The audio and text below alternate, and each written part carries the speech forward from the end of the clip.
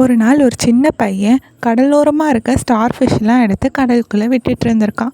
அப்போது அந்த பக்கமாக ஒரு வயசானவர் வந்திருக்காரு. அவர் வந்து ஏம்மா இப்படிலாம் பண்ணிகிட்டு இருக்க, நீ இப்படிலாம் பண்ணுறனால அந்த ஆயிரக்கணக்கான ஸ்டார் ஃபிஷ்ஷை உன்னால் காப்பாற்ற முடியாது அப்படின்னு சொல்கிறாரு.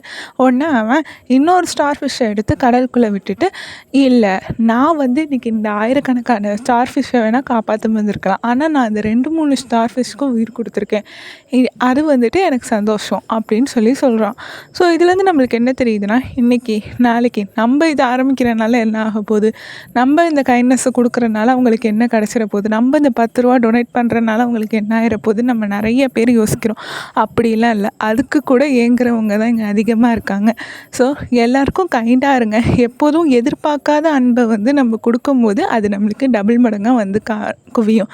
ஸோ எப்போதும் எல்லாருக்கும் உதவுங்க. உங்கள் லைஃப் அழகாக இருக்கும்.